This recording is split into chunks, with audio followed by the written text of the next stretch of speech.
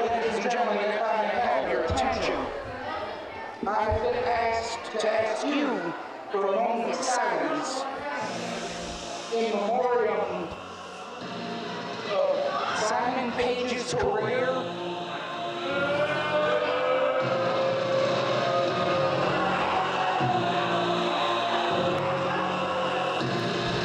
I would like to dedicate this episode of BattleZone TV to Simon Page. We will miss him. And coming out, we see the Sons of Sanity, the tag team champions, Brother Will Vendetta, the Cody Lee, followed by the Goodman Detective Agency. An interesting start to another episode of BattleZone TV here at the Artesia Center. I am your host tonight, Tommy Danger Z. And I am the professional Sean Lathrop. We're here to give you another star-studded, action-packed episode of BattleZone TV. But starting off on, I guess, a bit of a downer note, as the Sons of Sanity and Mike Goodman and his detective agency coming to the ring to give tribute in a funeral style to the career of Simon Page, as they destroyed him, dismantled him episodes ago.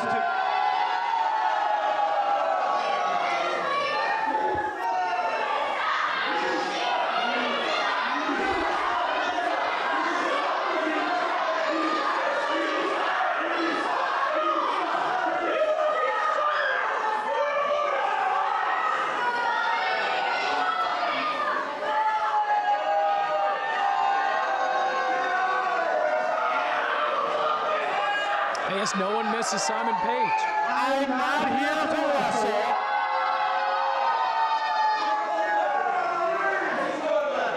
I'm not here to wrestle. Disrespect.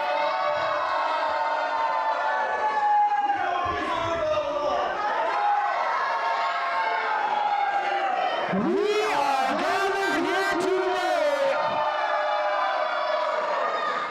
We are gathered here today to honor a man's career.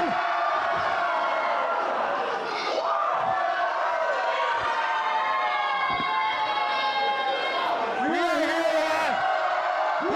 today to honor Simon Page's career.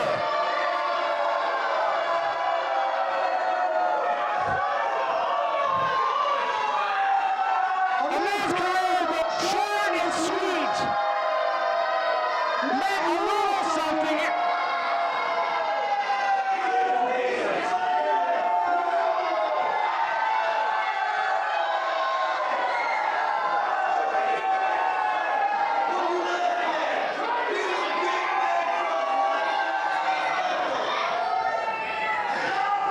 Now, those of you who knew Simon Page was know that his career is very short, and he went away just like the flames in the Power Ranger. This is disrespectful. This is disrespect. I'm here on business. Business.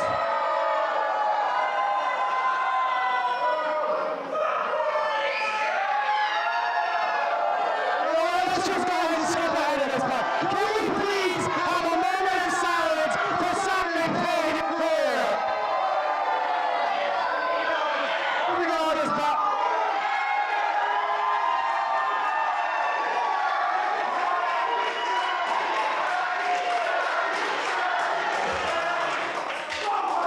Do not give him a microphone.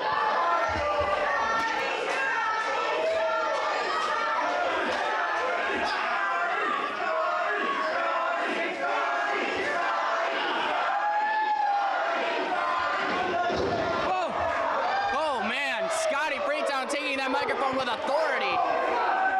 Just when I think that you can't be any bigger of a giant jerk, you come out here and you start spouting off all this jib-jab and booty chatter about all this funeral stuff. I got news for you. Simon Page, he's perfectly fine. Yeah, he may be a little banged up, but he's going to be just fine, and I can't wait till he gets his hands on you, my friend, because he's going to rip you in for them. You can go ahead and you can wave that file all you want, but you're still a big frickin' moron. I can't wait to tear you apart myself.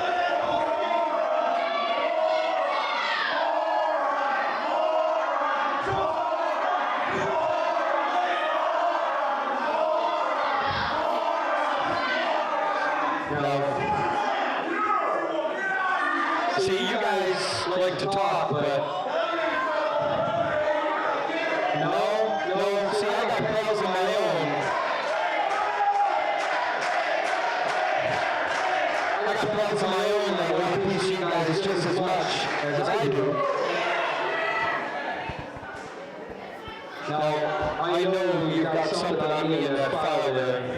I know you do. I know you're waving around in my face. You've been putting me in matches the last few weeks. I'm not gonna slug your face off, don't worry, although I should. I'm sure that every single one of these people want to see me kick your face off.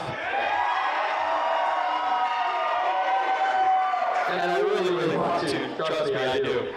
But, you know what, I know I got two really big guys over there that really want to eat you alive. And if by the size of them, I think they could really just eat you alive. Listen, you think I'm afraid of them?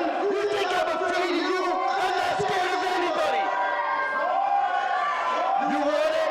I'll give you guys all something. You want to face me right here? You want to fight me in this ring? I think everybody wants to see that too.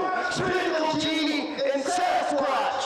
You're gonna face Chuck Hammer, and you're gonna face Scotty Fraytown tonight. Really? Now, wait a moment, Mr. Goodman.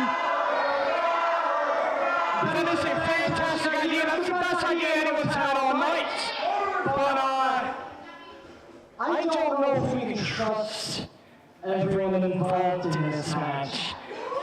So, we at the Goodman Detective Agency, don't worry, Scotty, we got the best, most fair referee we could possibly find. Ladies and gentlemen, your referee for this evening, Mike Goodman! What? You've got to be joking me. Here's an honorable man! You're all scum! And you're stupid! A referee wearing a tie. How nice is that? It does look fancy.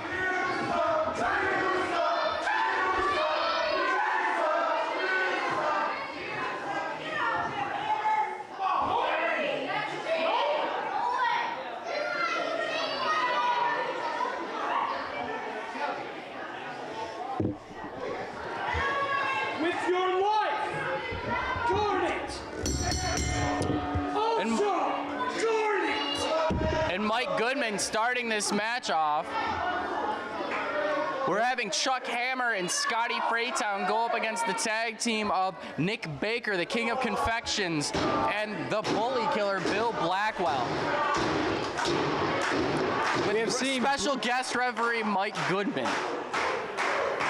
I don't even know what to think when it comes to this match. Obviously, Scotty's put in a position where he can't do anything but wrestle against his will, against people that he wants to have his back, people that do have his back, that are trying to get him out of the current predicament that he's in. Nick Baker and Bill Blackwell. And now he has to tag with someone that has been blackmailing him for the longest time in Chuck Hammer. This is just a lose-lose situation for Scotty. And we've seen from the last episode these two individuals, Scotty Fraytown and Chuck Hammer, not really on the same page as far as friendship goes.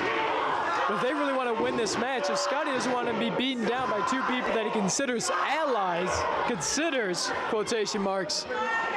Oh, when he goes up for a tag, and Hammer acted like he was going to tag him back, and he just drops down to the floor, leaving Scotty in the match by himself. I was going to say, Scotty's going to need to try and trust his partner. Clearly he doesn't. He should have tagged in Chuck right there. Oh, and a big splash from Baker. Now the rolling pin.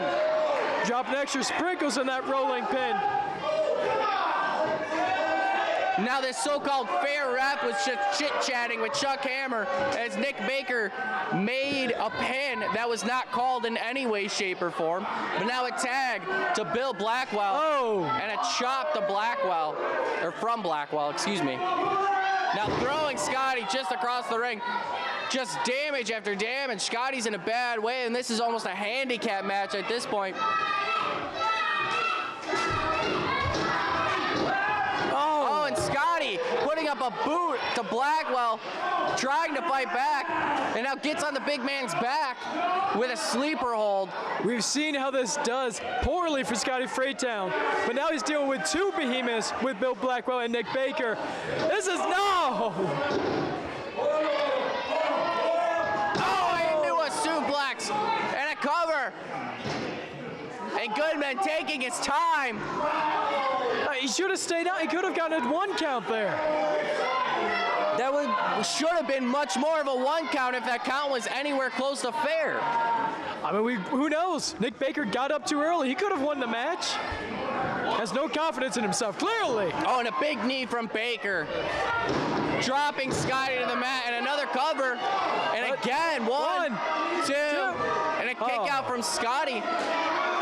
The wherewithal of Scotty Fraytown.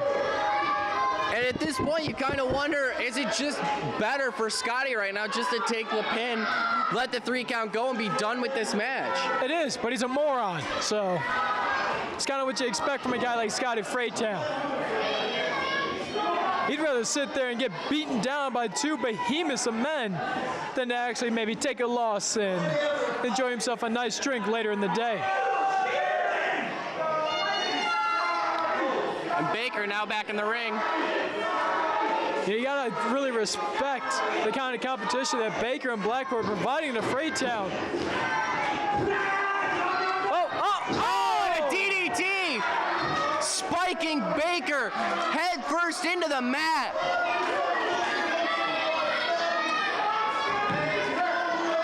Fraytown might be able to get Chuck Hammer in. He's just got to reach up. He's got to tag in. Where's Scotty doing? Scotty's just going up to the top rope instead of trying to tag Hammer. That's a problem. And now a tag from Chuck, getting himself in the ring. Should have just tagged in Chuck himself instead of trying to get greedy. And a strong forearm from Hammer. Threw so much weight on, he almost lost balance himself.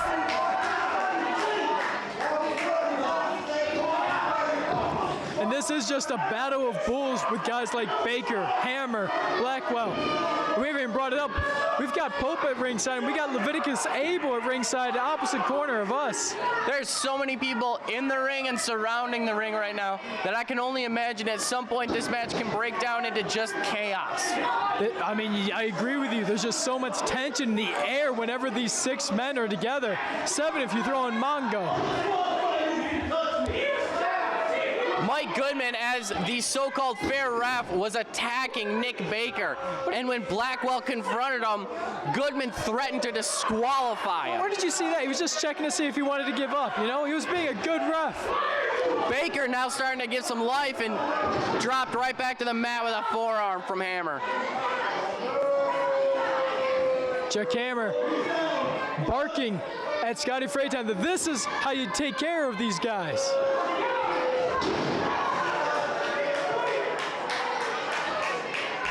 The power game. The cover. And a ridiculously fast count from Goodman. Gets only a 2 count. I mean, it's a 2 count nonetheless. I mean, you went to elementary school. You just wanted to count and get done fast, too. And the Baker's getting into the candy industry with a jawbreaker. Not bad, not bad. Thanks.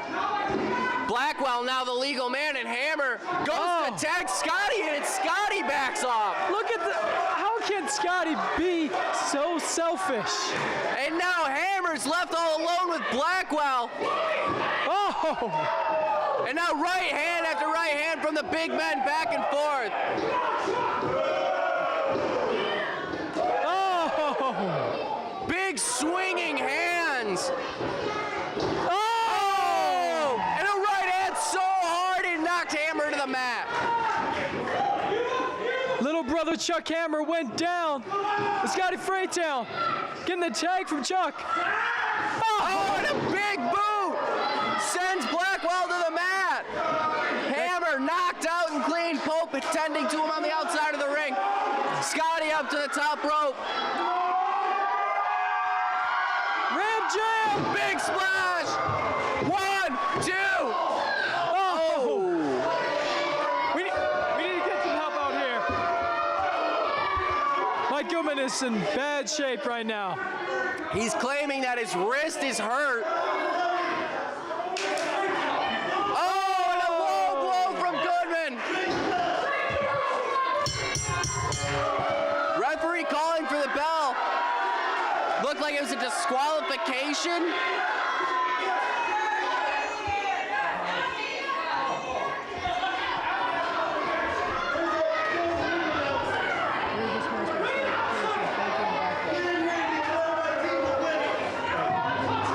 Ladies and gentlemen, the winner of this match by disqualification. I'm sorry. President Rick Green's out here.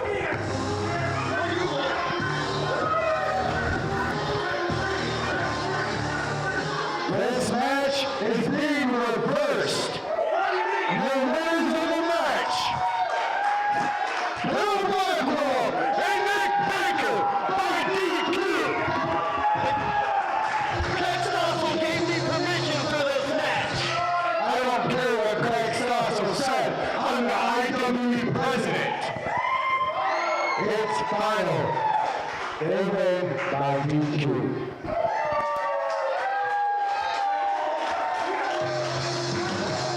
Chuck now going after Scotty Fraytown. And what a turn of events. And now the team of Abel, Blackwell, and Baker clearing the ring of the Goodman Detective Agency. The IW Rejects.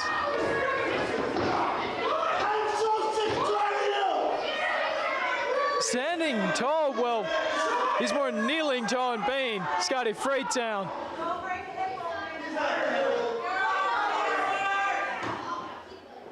And now Scotty coming over here asking for a microphone. Oh no! Scotty's got the file. Scotty's got the file of the blackmail that Goodman had on him.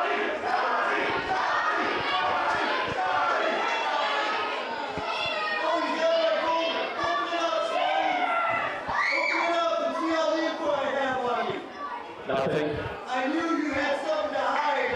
I didn't bother to look for what because I knew you came to my every Wow. Wow. Well, that's okay. You see what's great about this whole thing is that you really don't have anything. And you know what else that means? You might be laughing right now, but he who laughs last, laughs best. So that's why I'm going to talk to Mr. Green there because, you know, I don't really have anything to worry about anymore. And now I can kick your face off anytime I want.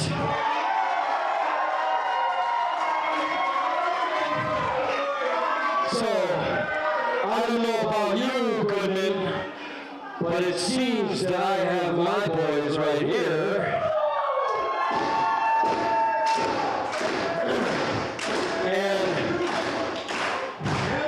You have your group of fat, disgusting ham sandwiches right there.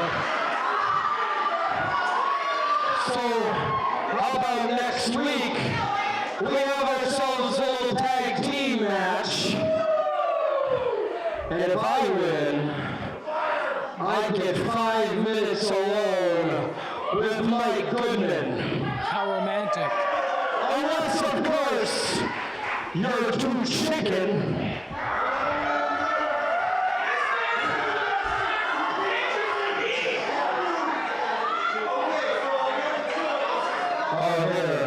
You want to try and take the microphone away from me like I did you, huh? Huh? What's the matter? The Stay Puft Marshmallow Man didn't give you that gimmick, huh? I'm not afraid to take it from your Fraytown. Listen, I got a choice of fighting Mr. Sprinkles, Emo Boy, the Pink Panther, and Grimace. But why would I miss out on a chance to show you all how pathetic and weak you really are? You've been three of your best guys. And when we destroy you, if you win, you can face me. But when we destroy you, which everyone knows is going to happen, I want you to get the heck out of this company.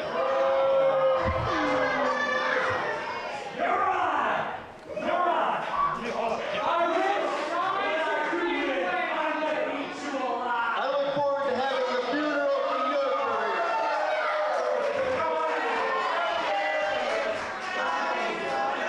And it looks like an 8-man tag match will decide the fate of either Mike Goodman or Scotty Fraytown, as the winner of the match will determine whether or not Scotty leaves IWE for good, or if Scotty gets 5 minutes alone with Mike Goodman to take out all of his frustration, anger, and revenge for all the blackmail of the lack of information that Goodman has had on Scotty. So either Scotty Fraytown gets fired or Mike Goodman beats the crap out of him for 5 minutes. Either way, Scotty Fraytown's losing that opportunity. I gotta say one thing though, that 8-man tag match is gonna be absolutely massive. Speaking of combined weight alone. Speaking of massive, we had a massive return not too long ago with Fat Tony Caurdieas, and we got him in the back earlier today with Old School Rick. Hello, my fellow Americans and all you IWE fans. I'm Clint Williams, and I'm here with the Caurdieas brothers, Rick and Fat Tony. Now, you are the #1 contender for the Gladiator title, and I understand that you have a match tonight that's not exactly what you were hoping for. Well, you got that right. You see, I am the #1 contender to that Gladiator Championship. But ever since we had that ladder match and Pure Fury became the champ, where's he been? Every IWE event he skipped out on. PF, I know you're sitting at home watching this. Whenever you decide to make your way back to this company, I'm coming for the Gladiator Championship. Now, as for tonight, what we got, Tony? You know, honestly, I couldn't answer that. I'm not sure what we're doing, but what I do know is you're here, I'm here, and I'm back in the IWE, which means the Caurdieas brothers are back in action. Not sure what we're doing, as I said, but I guarantee you it'll be something interesting. Caurdieas back together. Tag team division, you're on notice. Congratulations, gentlemen. Good luck out there. Thank you.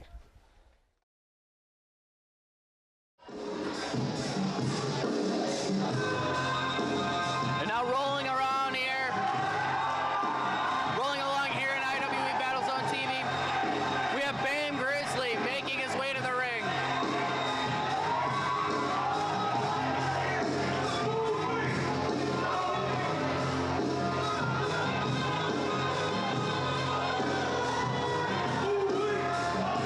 Bam Grizzlee looking to continue his hot streak here in IWE, coming up strong from Roberto Cruz's match, the dog collar match, episodes ago. Looking hot and heated as always, excitable. Bam Grizzlee's ready for another match to make his stake here in IWE.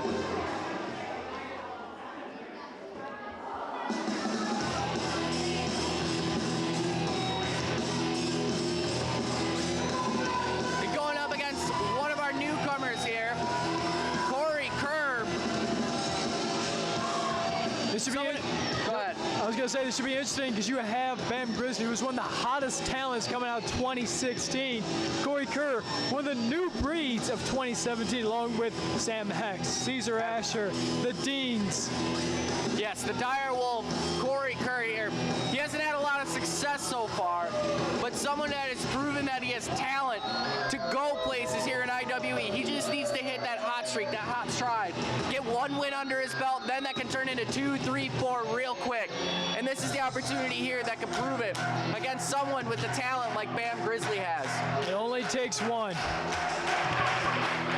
Ladies and gentlemen, this match is scheduled for, now you're getting it, in this corner, hailing from Bad Axe, Michigan, weighing in at 210 pounds, the die-hard outlaw, Bam Grizzlee! And in this corner, hailing from Detroit, Michigan, weighing in at 300 pounds, the dire wolf, Cory Kerr!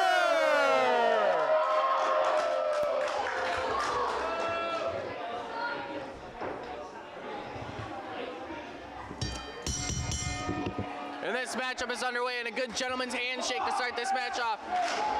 Two people who are just trying to make their mark here in IWE. Two people who love wrestling, love to be here in our locker room, looking to make a statement, looking for competition, knowing that we have the best competition in the Midwest today. And he's growing farther and farther. People in Arkansas, people in California, reaching out from Australia to Imperial Wrestling Entertainment. I had somebody contact me from Singapore wanting to join this fine establishment. No joke. Yes. I've always wanted to visit Singapore. I hear it's all right. It's all right. Yeah, that's the accurate word. All right. All right. All right. All right, all right, all right. All right, all right, all right. I hate you.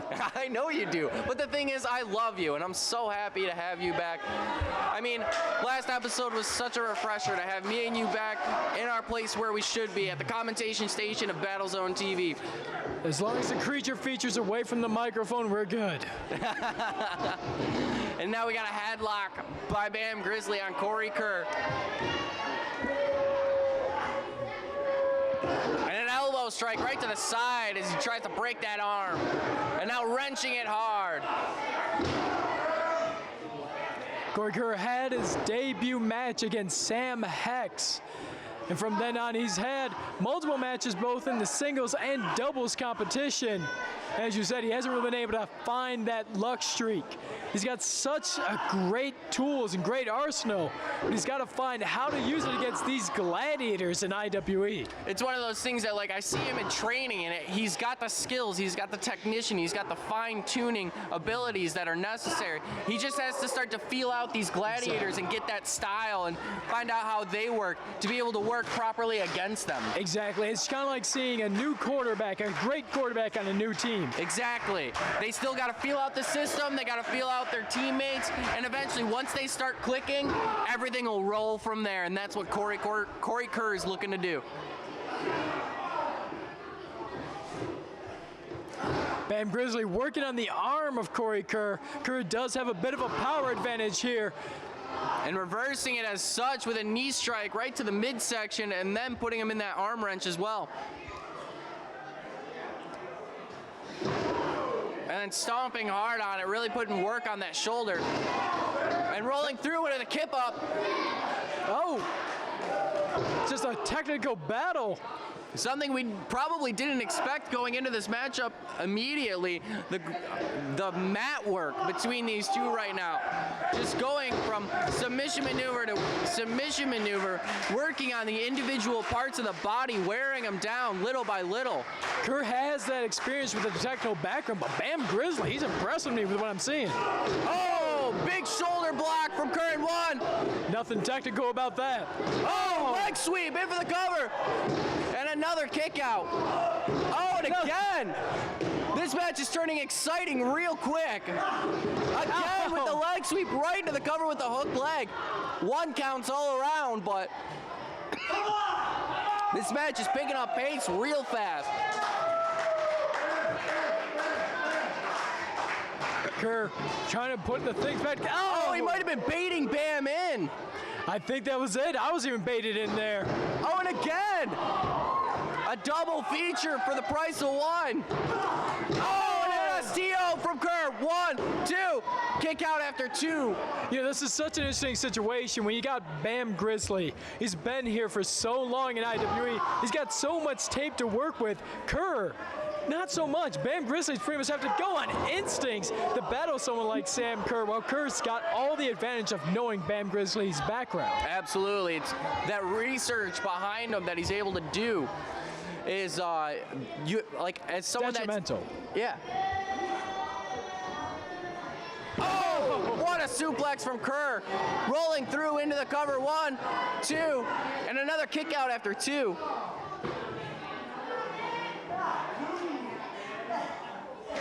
And now not letting up is Cory Kerr, putting on a headlock onto Bam Grizzly, but Bam Grizzly trying to will himself back with the help of the crowd. Elbow straight to the midsection.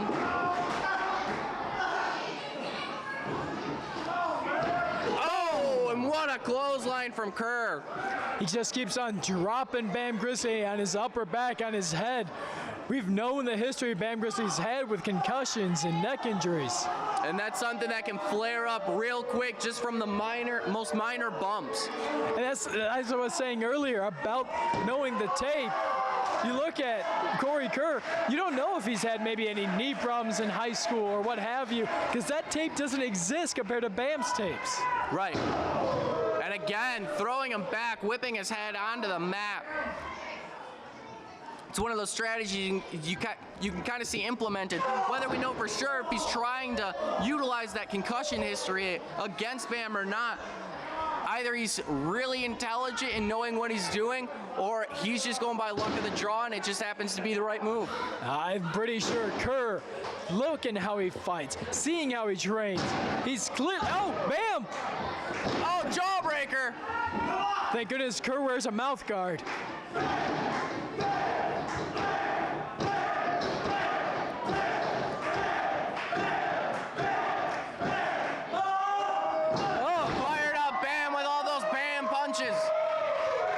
Wham, bam, thank you, ma'am. Oh. Followed up by a flying forearm. And a clothesline for good measure. Kerr is in all sorts of trouble here.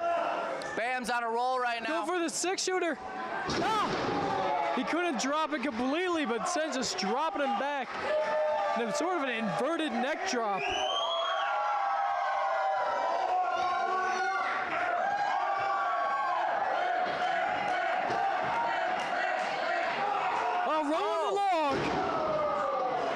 Couldn't keep his balance that time. Not too bad, though. Nah. Yeah, I can see Bam back in those redneck games again. A competition that's been dominated by none other than Bam's uncle, Yes. Uncle Reaver. Yeah, we haven't seen Uncle Reaver for a while. I think he's still out there playing those games. But Kerr. Oh! And a double discus forearm. Both men down. Something I think I've never seen before. Both men going for a discus forearm. But you look at those arms of Kerr. Kerr took his elbow pad off before he made that strike. No padding on his attack compared to Bam Grizzlies. Absolutely. Both men just barely making it to their feet before the ref's 10 count. And now exchanging blows, right hands for forearms.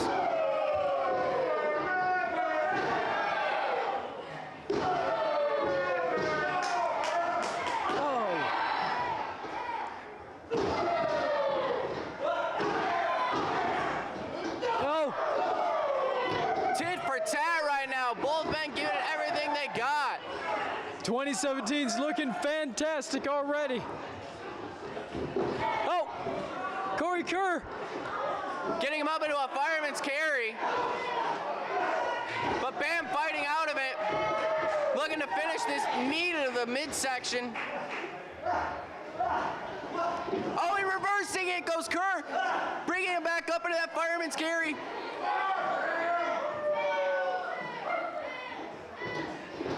Oh, what a slam!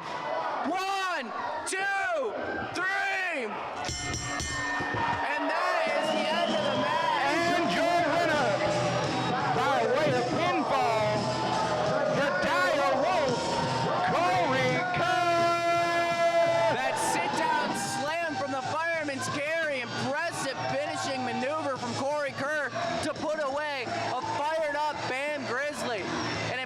showing, and this is the kind of thing that I was talking about at the start of the match that could really set off Cory Kerr's career. I mean, a win like that with the amount of drive he had in that match, the amount of stamina, the amount of motivation, it was brilliant, and it brought him to the victory here this evening on BattleZone TV. And a good show of sportsmanship between the two. Bam! Showing that there is great competition here to be had, even with the new blood of BattleZone TV.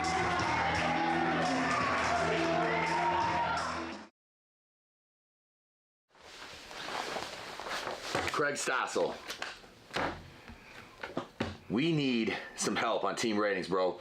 It has been a tough couple months for us. We've lost some numbers. We lost Apocalypse. We beat him down, got rid of him. We got rid of Rick Caurdieas.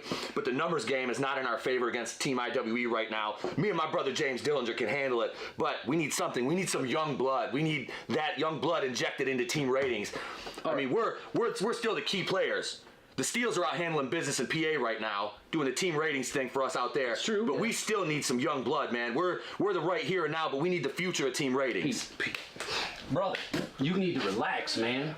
You know what? I know a guy, all right? You got somebody? We've got something. You know, have I ever let you down? No, you haven't. No, you haven't, boss. And I never will. All right. Get your butt out of here. Let's do this.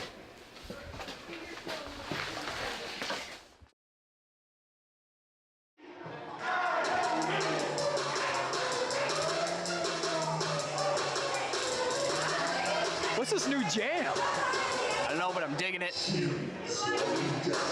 Oh.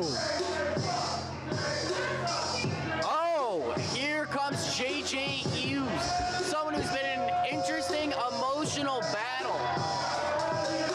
They say JJ got a new look, new attitude. I'm digging this new theme, man.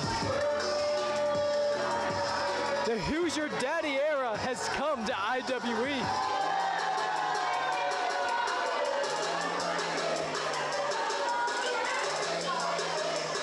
And just disgraceful as he walks through the crowd. It's good beat, JJ. Looks like he doesn't care at all about the IWE family here that surrounds him. Someone that used to be so close with the fans, they used to feed off him. Now acting as if he doesn't care in the slightest, and he's here just to show off. JJ, once one of the most beloved members of the IWE family, former tag team champion, and the battles he had for the Gladiator title, including that fatal four-way ladder match. What an insane battle that was, with Jeff Klaus, Pure Fury, coming out on top to become the new Gladiator champion. That's right. And it was the return of Jeff Klaus that sparked this new attitude in JJ Hughes, not sure what to do, whether or not to follow the new attitude of Jeff Klaus or to follow his friend A. Wicked. And we can see he's made the turn for the worse, aligning himself with Jeff. And A. Wicked coming out here to do battle with JJ Hughes to show dominance and get revenge for all the misdeeds and debauchery that has happened between the two. Yeah, I was talking about the new look of JJ Hughes, but look at A. Wicked. He's supporting some gold and white, some new face paint.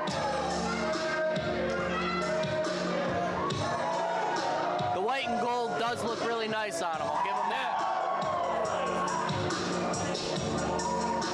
Obviously a fan favorite here at IWE. And a man who feeds off this audience like none other.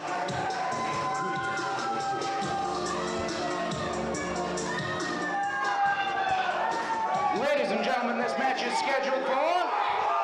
Thank you very much.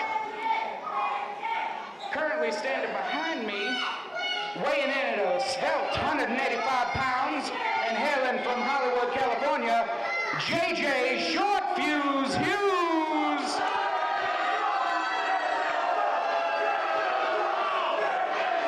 It is a short fuse. No, go ahead, I'll wait. That's new. And in this corner, weighing in at a tight 165 pounds from the darkest parts of the forest, A. Wicked! And a resounding cheer for the introduction introduction of A Wicked as we get ready to start this match.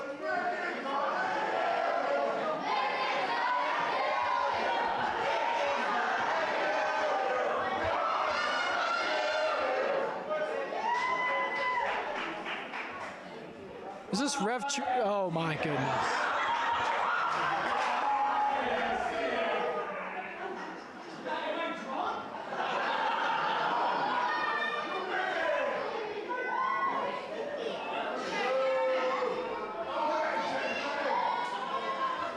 Both of these gladiators giving our referee Tyler the hardest time right now, playing games.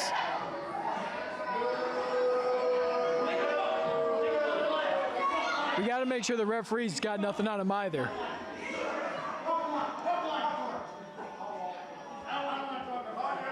What is going on here? These types of shenanigans are something that we don't see here in IWE to start a match off normally.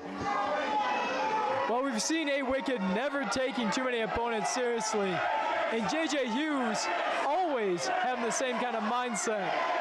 One likes to have fun, the other likes to make fun of you. And we'll see how those conflicting mentalities break down here in this singles match, where we see two men who have been itching at each other's throats for a long time truly get their full-on one-on-one matchup to determine who is the better of the two. We've seen these, I believe the first time was actually A Wicked busting himself open, flying over the top rope, taking out JJ Hughes. Oh, absolutely. I remember that very distinctly. Right onto the concrete and up and over, floats into the headlock. And now wrenching on the arm. A Wicked in control, straight into the headlock. Just pulling him around is A Wicked. Yeah, going from maneuver to maneuver so quickly, it assists in disorientating JJ Hughes. It helps not realize where he's at, but it does damage to every part of his body at the same time.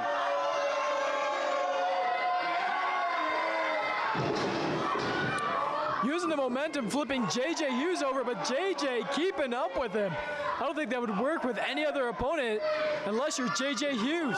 Oh, and a kick to the midsection from A Wicked. And a huge leg lariat from A Wicked, something we're very used to seeing from him, the high-flying acrobatics. Off the ropes he goes. Oh! Poor Hughes stopped himself, Wicked stopped himself from going over the ropes as Hughes crouched in fear into the chairs and the seats of the audience, and then Hughes used that as an advantage to hit Wicked with a back suplex right on the apron, which is the hardest part of our ring. It's just pure killing. Oh, and what a boot right to the face of Wicked. And this crowd is getting wild right now, trying to suggest their disdain for JJ and try to will A Wicked back into this. Double stomp in the corner onto A Wicked, and just look at the grimace of JJ Hughes' face. A kick out after two. JJ Hughes just cannot stand A Wicked anymore. This started with just a friendly competition. Two good buddies won the Gladiator title, and now they're just going at each other like dogs. Sometimes best friends make the best rivalries, and that's something we're seeing in this matchup right here. The matches between these two in this rivalry itself will probably go down in IWE history books as one of the greatest we've seen. Not only the rivalry, but these two talents in general, so young, so much more to bring to IWE's future. Oh, absolutely. In for the cover, 1, 2, and a kick out after two, but just barely by Hughes.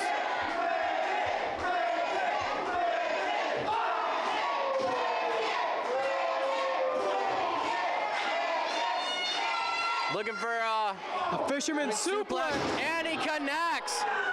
But rolling over, keeping a hold of the headlock on Wicked, looking for two. Oh! A twisting brainbuster there by JJ Hughes. In for the, not going for the cover. I thought that might have been it. a nonchalant cover. The audacity of Hughes to think he could put A Wicked away with a cover such as that. We know the heart and the guts and the glory of A Wicked. There's no way he would have gave up that easily.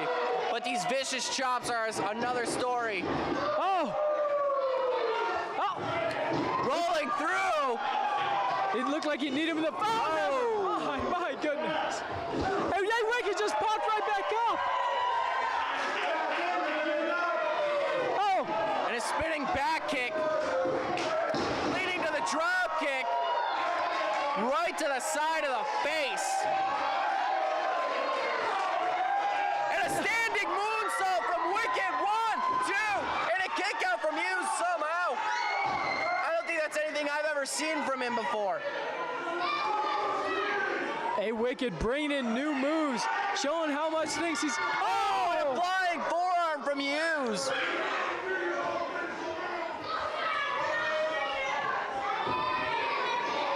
For the cover, I guess, and a kick out after 2 again. Hughes could have had this match won by now if he would have gave it a real cover after both of his maneuvers so far. But now dropping elbow after elbow, now in complete control of this matchup.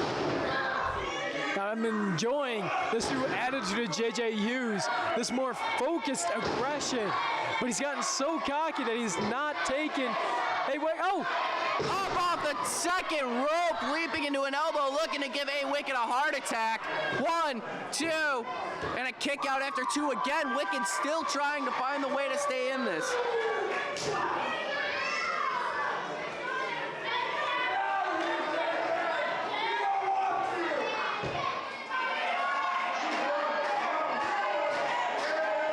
JJ climbing to the top rope. Oh! A leaping curb stomp. 1, 2, and a kick out after 2. How did he kick out of that? You've got to be kidding me. The curb stomp from the top rope. You know exactly why he kicked out. He did not take. Oh, and a roll up. Hughes rolling through though. Looking for a kick. Oh, and the Enziguri finds him. It took 2 full rotations, but A Wicked's got JJ in a rough spot. Fast and furious, this matchup has turned into real fast. From the top rope, swanton bomb misses. High risk, no reward for A Wicked this time. Both these men in such terrible shape. Referee making sure they both can continue. Hughes now making his way up to the top rope. Oh! And the GFY! The GFY from A Wicked. 1, 2, 3. A Wicked coming out with the victory. And the winner of this contest by way of pin, A Wicked! So many highlights from that match. We have to see to believe the kind of battle these two go through. What a matchup. And just right more, that last part, that super kick-esque maneuver from the top rope into the abdomen of JJ Hughes. Whoa, whoa, whoa, whoa. It's team ratings. James Dillinger and Pete Daddy Dollar. Wait a minute here. It's the 1%.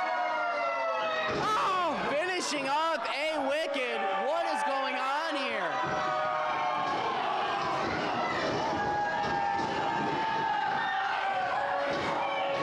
They have a similar look that JJ Hughes had when he came out. I mean, it's a very popular look. I think Tupac Shakur started it. The 1% coming. Hughes. Wait a minute, Hughes back out here.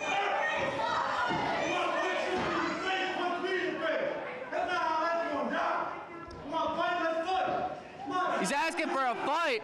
He's ready for it. He needs to realize that's the executive producer, Greg Oh! What a minute! Wait a minute! That was all a ploy! Hughes is wearing a team rating shirt.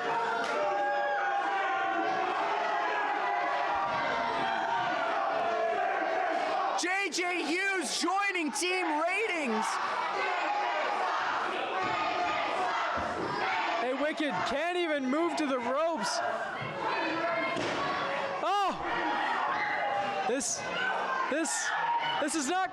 Oh! Hughes, your daddy, onto the chair, launching from a springboard off the top rope. Wicked laid out. Team Ratings standing tall as they receive new blood here with JJ Hughes now on their side.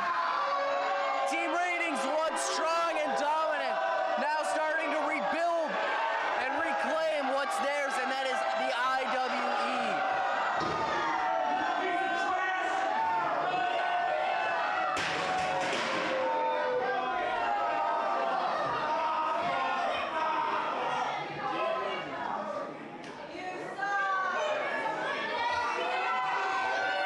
JJ Hughes, he doesn't seem to be finished. And another one for good measure. This is just disgraceful. The man won the match and then was viciously beaten.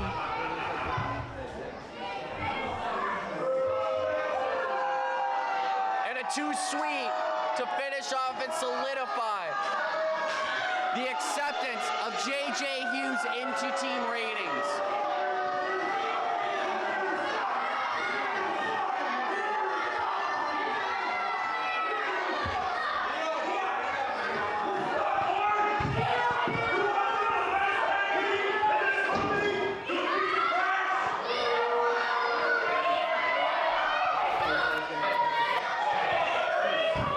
I'm pretty sure they killed him.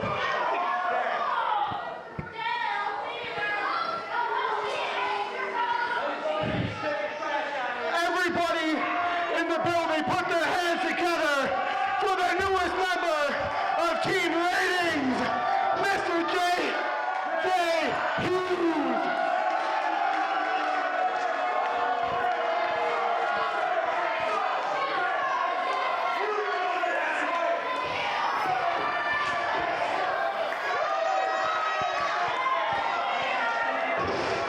If you kindly shut up.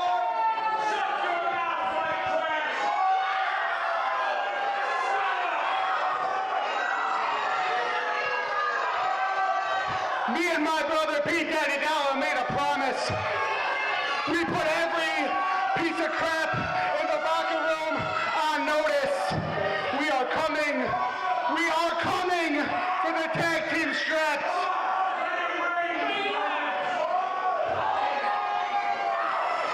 JJ Hughes is going to come for the Gladiator title, the heavyweight title, or any title he wants. If there ain't anything anybody in the back can do about it, tell him, Pete. I have been in this company since July of 2016, and let me tell you one thing right now, and I'm going to make this perfectly clear. There ain't a team in the back. I walked in, this is like the Big Bang Theory, except me and my brother James are two Charlie Harpers, and you garbage are a bunch of Sheldons. You wouldn't know what a real man is until me and my brother started laying all you trash out. We're the future of this company, and this is the young blood that Team Ratings needs. Yeah, throw that trash in the ring, because it looks like each and every one of you Houghton Lake, gutter puke, trailer trash garbage. And that fake wannabe president, that garbage Bob Ross looking, yeah, I see you, boy. I see you pick that piece of crap up and get him out of here.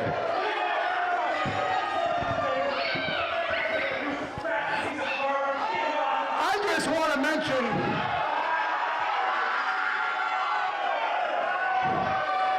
this is quite a turn of events. Normally the garbage in this building is on the outside of the ring.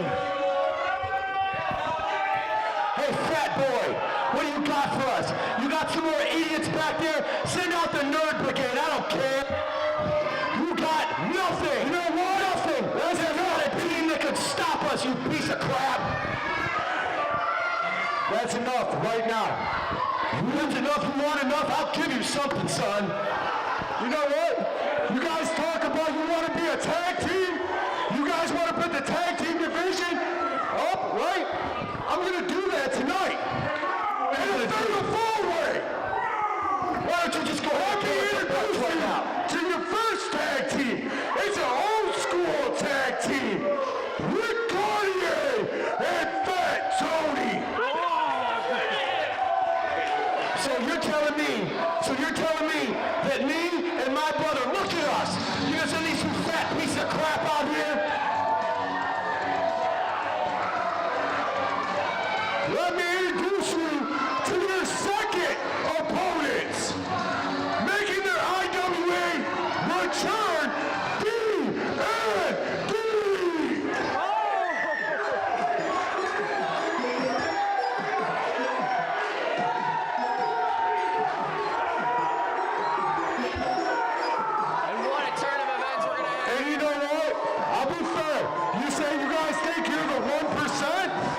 The best tag team? Let's go ahead and bring out the IWE Heavyweight Tag Team Champions, Sons of Sanity!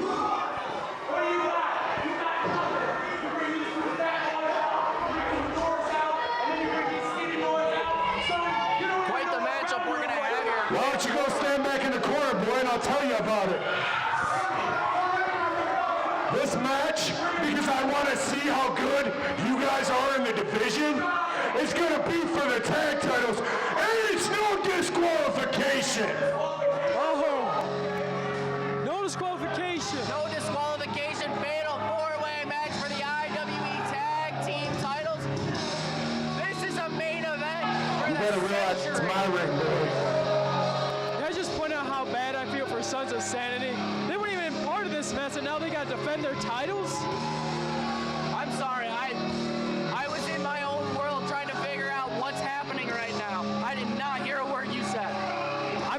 Sons of Sanity weren't even a part of this mess of team ratings and JJ Hughes and A Wicked and all that, and now they got to put the belts on the line against former champions D&D, one of the first tag teams we've had in this company of Fat Tony and Old School Rick Caurdieas, the Caurdieas brothers, and the 1% of team ratings, Big Daddy Dollar and James Dillinger.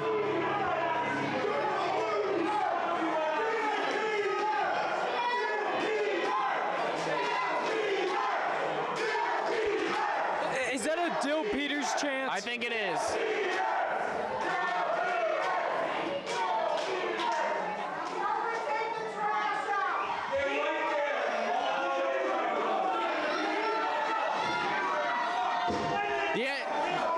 The interesting thing about this matchup being no disqualification is that this can turn completely insane and chaotic without a moment's notice.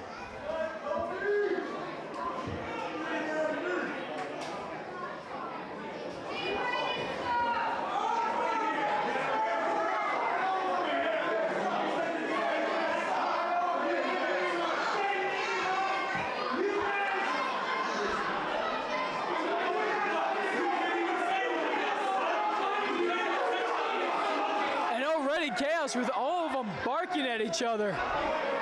It looks like this is going to be fatal four-way. One of each man in the match at once? Not sure. Well, I mean, no disqualification. Anyone can be in the match whenever they want. That's true as well. Only two are going to be the legal men. It's true. It looks like we're starting to match up with Will Vendetta and Fat Tony Caurdieas. The only way to win will be pinfall or submission in the center of the ring. That's right. They could fight to the outside, no disqualification, but they got to finish it between the ropes. I mean, ref, it's no disqualification. It's fine. It's fine. I'm still looking at you, dog.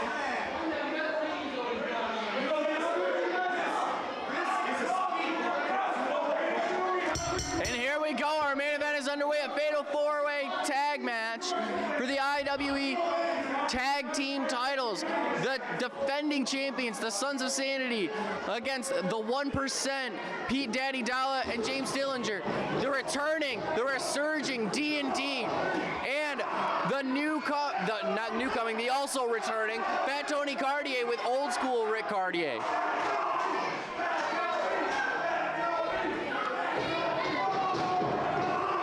Just hanging on to that Will Vendetta. To the best of my knowledge, I have never seen Will Vendetta and Fat Tony Caurdieas in the ring at the same time. Oh, and hanging on strong is overpowering Fat Tony right now. But Tony now throwing some elbows to the midsection, trying to break up this hold off the ropes. And a shoulder tackle like he was nothing.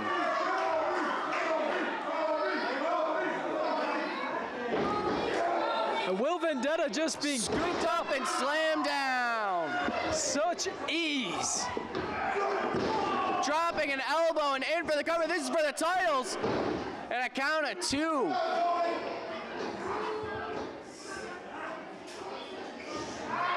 This clearly must have been what Fat Tony was talking about. They're going to find some more fun tonight. And Rick Caurdieas, he's the #1 contender to the Gladiator Championship held by Pure Fury Jeff Klaus. Can you imagine if the Caurdieas walk out with the tag titles tonight, and then not long after that, Rick Caurdieas beats Jeff Klaus for the Gladiator title? They'll be whoa!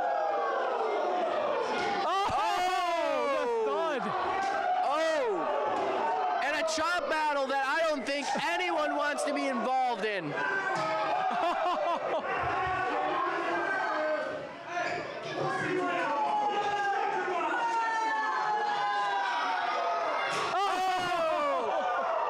And Big Daddy Dalla getting involved and getting taken out promptly for it.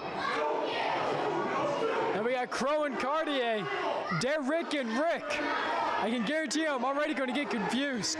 You don't have to worry about it because Cody tagged himself in, is now the legal man against Derek Crow. And it comes back to this, the 2 top peaks of the tag team division, the ones that have been battling for these titles for so long, D&D, the Sons of Sanity. We've seen these 2 teams go at war together time and time again. And a suplex from Crow gives him the opportunity to tag in his partner Drake. Now this tag team off the ropes, double team elbows right to the face. Dropping the elbows in for the covers, 1, 2, and now the smart move by both Caurdieas and Will Vendetta breaking up that pin, knowing that the first person to gain pinfall or submission will win the titles, and they could have been losing the title opportunity without even being involved in the finish. Now second swinging neck breaker by Drake Hansen, and he's going for the Triforce. Oh, and as he's going to tie up Cody for that third one, Cody starts fighting back. Cody's not going to let it happen so easily. Oh! Gaining the Triforce was never easy. Oh, and there he gets it! 1, 2, and that running, spinning neck breaker to finish off the Triforce. How impressive was that of Drake to use the momentum off the ropes to give such a vicious swinging neck breaker on that. He would have gotten a victory over Cody Leedy if this was a 1-on-1 match, but this is a 2-on-2 match. Plus the simple fact that it was Will Vendetta. He's seen the Triforce in action. He's felt the Triforce a few times. He knows that it can be a devastating maneuver that can put away any talent. And he's pulling the hair, but it's no DQ. The referee's counting it. And a tag made to brother Will Vendetta. You mentioned that it's 2-on-2, but realistically, I mean, from the perspective of one of the tag teams, it's actually like 2 against 6. That's a very good point. Because, I mean, at any point, anyone can tag in from anybody. So, I mean, you could be going up against someone for so long, and wait a minute, a cover in 1, 2, and a kick out after 2 from Drake. And then all of a sudden, someone that's been sitting on the sidelines for, half the match could tag themselves in and be as fresh as a bug and just tear through you and rip your wings off just like that. What? Oh, knees right to the midsection. In for the cover. 1, 2, and you see the other competitors flooding the ring to break up that pin. 1%'s Pete Daddy Dalla, old school Rick Caurdieas of the Caurdieas brothers. It's such a peculiar matchup because there's so many bodies to really keep track of before, and Sons of Sanity and DD know this from their battles. They were the ones focusing on each other in this match. And the Yologa from Cody Leedy. I mean, to your point, it's like, how do you even win a match like this? There's so many variables within here that can just break everything up. And just like that, it's like as soon as you gain any momentum on a situation, it'll be broken up like it's nothing. You basically have to get lucky. Yeah, Rick Caurdieas was going to try and break it up, but the referee stopped him. And then what happened? James Dillinger came in instead. The referee can't control 8 bodies like this. Especially in a no DQ match because he can't even disqualify him. Exactly.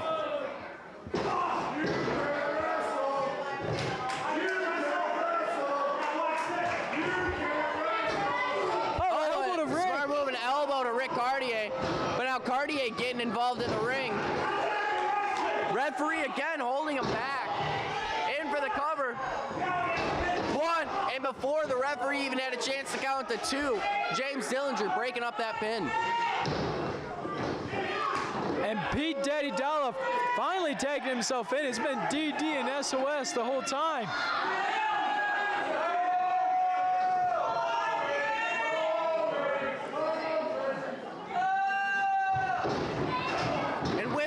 Drake Hansen into the corner of the Caurdieas. Now, I got to say, Pete Daddy Dalla's been looking absolutely ripped. Getting back in the rings, making him really an all-new man again. The Human Stimulus package, more like the Human Stimulus 6 package.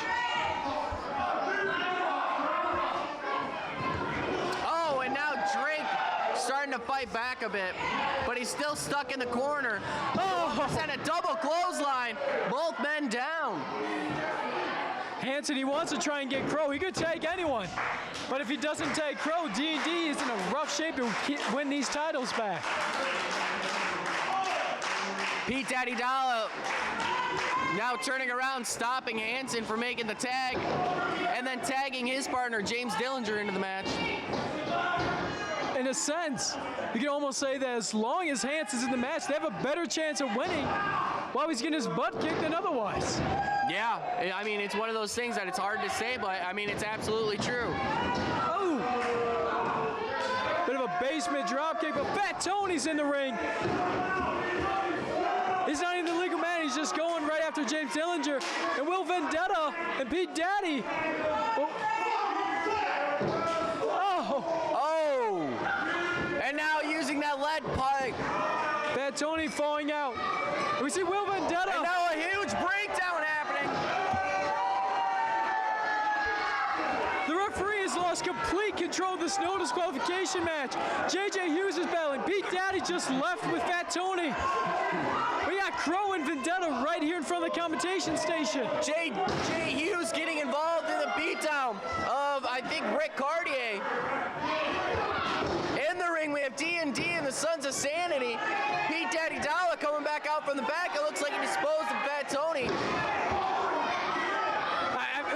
Who's the legal man? It's Hansen and Daddy Dalla right now, right? No, he got tagged by Will Vendetta, I think. There was just so much chaos going on. It looks like we're going back to these two in top. Sons of Sanity, D&D. Oh, here we go, some tag team work. It's everywhere, DDT and faceplant. D&D showing their stride.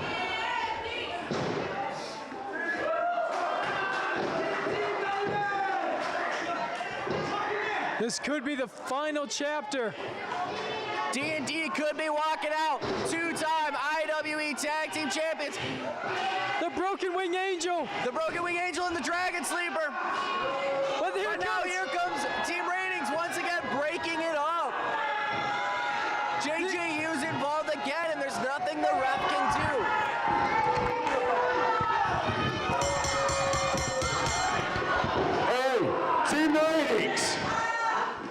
That's it. This match is a no contest. And we're walking out with no winners. You guys want to bring 3? It wasn't a handicap match. Absolute chaos unfolding here.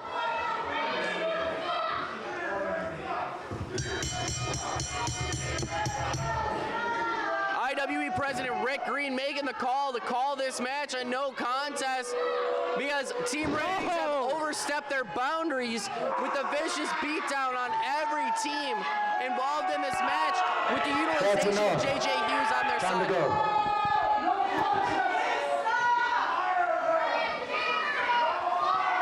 Get your boys and get them out of here. You might be the executive producer, but I'm tired of them always pulling these antics. It doesn't matter if your name's first on the credits or not, Stossel. I'm the president of this, and we're not going to keep having this kind of antics every month from you guys going every episode on and on. I'm tired of it. Rick Green making a statement here. Putting No, these fans make the ratings, not you guys.